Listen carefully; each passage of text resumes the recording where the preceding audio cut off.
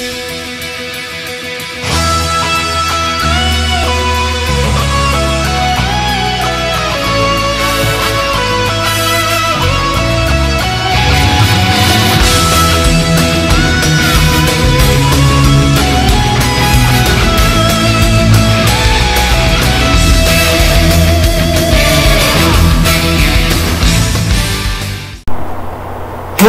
everybody, and welcome back to my channel. In this video I'm going to be discussing the good about the anime we all know and love, Naruto. Now this is going to be into a couple different parts. We're going to do part 1 obviously, Shippuden, and that's it. I know what you're thinking, what about Boruto? No, Boruto's trash, okay? Don't at me at this. It's just trash. All 31 episodes or whatever, it's just garbage. Alright, so let's start off with the beginning. Naruto's hardship and the effort to become stronger. Now, I watched this when I was a kid. More importantly, when it was like on Toonami, kind of back when Dragon Ball Z was on Toonami too, before they got rid of that. And then long ago came Dragon Ball Z Kai. But I remember watching the first couple episodes of Naruto, and I liked what I saw when he was being manipulated by Mizuki, and then he came back and protected Uruka Sensei. That was a great episode to draw me in. I still kind of watch that episode every now and then because it was just so great. But then it kind of slid off, and I didn't really get into Naruto until, I want to say Sasuke got really hurt badly by Haku's attacks. And then the first time we see Naruto kind of lose his temper and go into the Nine Tails state, like, uncontrollably. That's what kind of pulled me back into watching Naruto. And I kind of watched it then on until it got taken off Cartoon Network. Like back in what, 2008 maybe. But anyway, so yeah, Haku's obviously were great characters to start off the beginning chapters of Naruto's I guess pre-adulthood, or in the shinobi hood, coming to be a ninja. They showed him that sometimes you gotta sacrifice people's lives to do certain stuff. Zabuza sacrificed his life to make sure that it's a Gonzo, little 4'8" guy, it's a bastard. So him and his men can mess up Haku any more than what Kakashi did to him in his record. And then we also get Sasuke's backstory. Takes a little bit of a, jump start, but we get why he's so like, oh, this is guy that I want to kill, and we, for the longest we think he's just an emo little bitch, but it turns out, that guy was his brother and he killed his whole entire family. So he's kind of justified to wanting to kill him, even though he didn't really know any secrets or about why Itachi killed the whole clan just yet. We don't get to that part until like mid Shippuden. So stay with me for like the next couple videos, and I'll talk more about that. Spoiler alert. And then we have the introduction, like I said, to Itachi and Kisame. After the Gar arc and the reconstruction arc, we get to chill down for a second, and then there's these two real people, and they're Akatsuki members, and that's the first time we get introduced to Akatsuki. So that was pretty interesting too, and see this guy barely flinch and basically put Kakashi out of commission, which was like the strongest, like Kakashi guy, like one of the strongest people at this time. That was shocking. And then Sasuke gets his new ability, his Chidori, and I think he's hot stuff. And then he gets bodied by Itachi again, and it takes Jiraiya to basically scare him off. So it's building up to a better villainous role of the Katsuki and Itachi and Sasuke. And then we get the attack of the Leaf Village, how Orochimaru killed, I believe, Gaara's dad, right? And then he impersonated him for, I'm guessing, like weeks or months. And then he basically orchestrated this whole plan to go down in the tuning exams. So not only we get the pre-tuning exams with the great fights like Rock Lee versus Gaara, Kiba versus Naruto, Hinata versus Neji, that not really a fight, you know, because you got basically bitch slapped, Tamara versus 10-10, and we got this stupid fight, you know, versus Sakura. That was the only stupid fight in that little arc that I didn't like, but other than that, it was cool. But like, we got the Forest of Death, and trying to get into the tower real fast, and then get like troubled by the Sound Ninja. You got Dotsu and whatever his name is, and then the guy like beats Rock Lee. Like, he doesn't really beat him, but he uses the sound jutsu, whatever, and that like incapacitates him. And you know, this is huge. We just saw Lee a couple episodes beat the shit out of Sasuke and Naruto like it was no problem.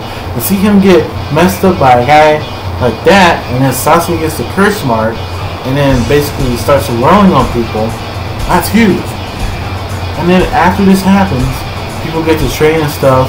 Naruto finally gets his chakra influxuation like better, because when he went into Nine Tails mode with Orochimaru like fought him off, and then kind of like sealed his chakra influxuation the wrong way. So ever since that period of time, Naruto chakra consumption or control has been crap, because Sakura is really good at chakra control, Sasuke is pretty good, and then it was just Naruto just awful at it.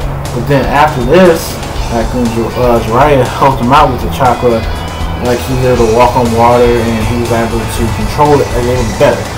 And then we get Naruto versus Neji, a good ass fight. You know, it's very emotional, and I like that fight. And then we get Shikamaru versus Temari, very strategic and well planned out. And then we get Sasuke versus Gaara. Although the fight was kind of like canceled because of the, you know, Sand declaring war on Leaf, and like all-out war basically. But we get to see it follow up, and then we get to see Naruto versus Gaara, and Naruto gets his new limits, pushes through them, is able to summon Gambuta, and you know, beat up Gaara and teach him, hey, these are my friends, and I'll do anything for you.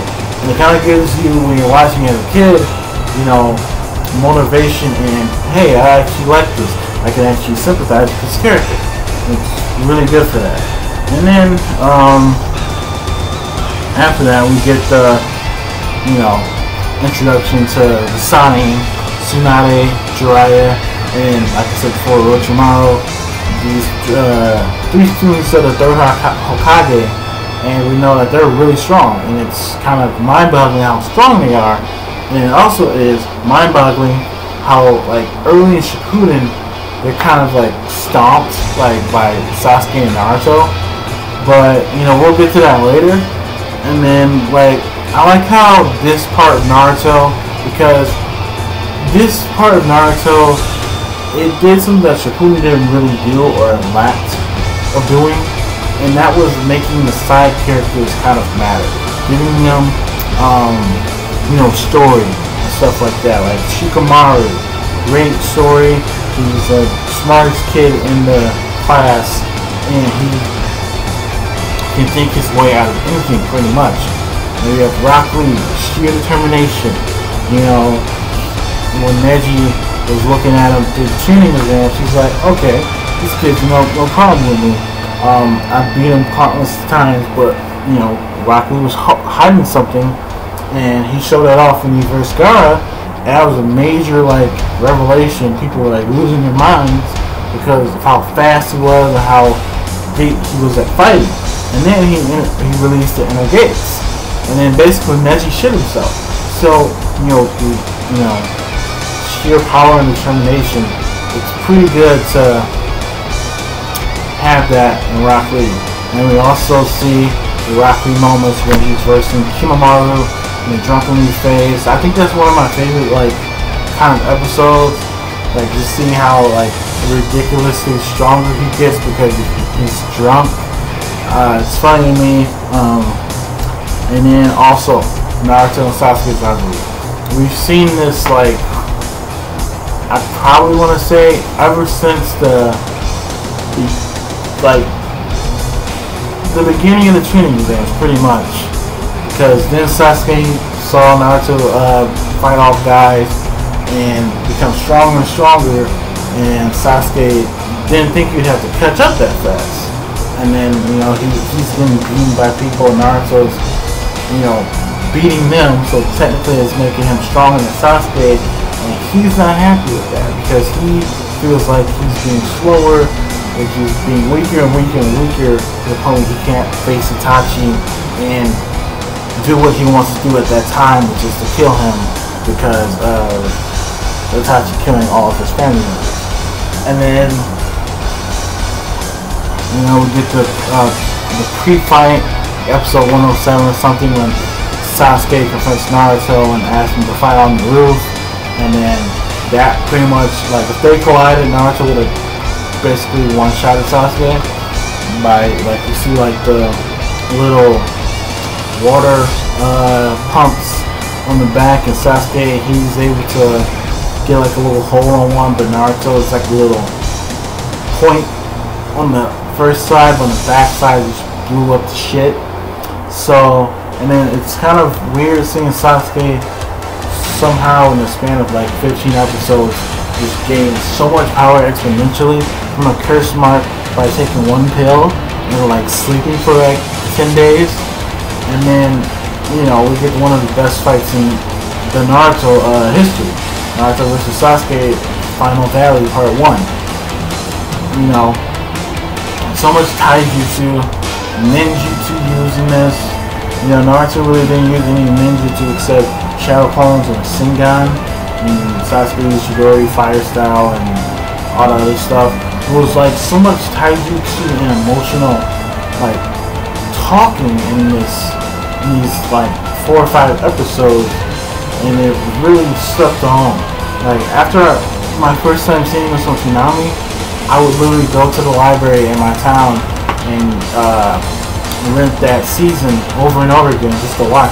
Sometimes in the spur of the moment, I'll look it up on YouTube or look it up on Netflix and we watch the same fight. Shoot, I might even do that Thanksgiving break or Christmas break. Who knows? It's such a good fight to reminisce on and look back on. And then we have the Shippuden part of that, which is a really good fight as well. Well, me personally, I like the first part better. And that's pretty much all I have for the good of Naruto Part 1. So, this is probably going to be my last video for this week. So I have Thanksgiving break with my family and friends. And I will probably not be back until end of November, kind of pushing into December. So be expecting to see the bad of Dragon Ball Super and the bad of Naruto then. Maybe sooner, but I'm not sure yet. Also, comment down below what are the things that you thought Naruto Part 1 or any Naruto series did really good or did really bad that you thought you could they could fix up or something if they could. Alright, that's going to be all today, and I thank you guys for watching. Alright, have a good day, guys. Bye-bye.